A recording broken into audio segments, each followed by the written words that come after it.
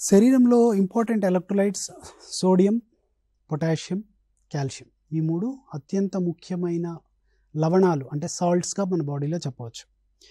ఈ సాల్ట్స్‌ని తగిన మోతాదులో మెయింటైన్ చేయటం అనేది కిడ్నీకి సంబంధించిన main function. Fortunately kidney damage జరిగినంత మాత్రాన ఈ ఎలక్ట్రోలైట్స్ పైకి కిందకి ఇమ్మీడియేట్‌గా జరుగుతాయని కాదు. కిడ్నీ డిసీజ్ కొంత ప్రోగ్రెస్ అయ్యేంత వరకు ఈ ఎలక్ట్రోలైట్స్ స్టేబుల్‌గానే ఉంటాయి. వీటిల్లో ముఖ్యమైనది సోడియం. ఇది ఎర్లీ స్టేజెస్, ఈవెన్ కిడ్నీ జబ్బు డయాగ్నోజ్ అయిన ఎర్లీ స్టేజెస్లో కానీ, లేదా కిడ్నీ జబ్బు లేకుండా కేవలం హైపర్ టెన్షన్ ఉన్న పేషెంట్స్లో కానీ సాల్ట్ రిస్ట్రిక్ట్ చేసుకోవడం వల్ల మనము ఈ కిడ్నీకి సంబంధించిన ఫర్దర్ సమస్యల్ని ప్రివెంట్ చేసుకునే అవకాశం ఉంటుంది. పొటాషియంకి సంబంధించిన జాగ్రత్తలు అనేవి ఎక్కువ కిడ్నీ డ్యామేజ్ అయిన తర్వాతనే అవసరం పడుతుంది.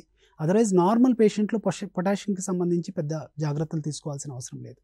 కిడ్నీ పేషెంట్స్ అందరూ కూడా కొబ్బరి నీళ్ళు, బనానాస్ అవన్నీ హై సోర్సెస్ ఆఫ్ పొటాషియంగా చెప్పొచ్చు. అలాగే లీఫీ వెజిటబుల్స్ ఇవన్నీ మీ డాక్టర్ సూచనల మేరకే తీసుకోవాలి. కొంతమందిలో పొటాషియం లో ఉండొచ్చు, బట్ ఎక్కువ మందిలో పొటాషియం ఎక్కువ ఉంటుంది. సో ఆ కారణంగా వాళ్ళు దాని ప్రకారము డాక్టర్ సూచనల మేరకే తగినంత పొటాషియం తీసుకోవాలి.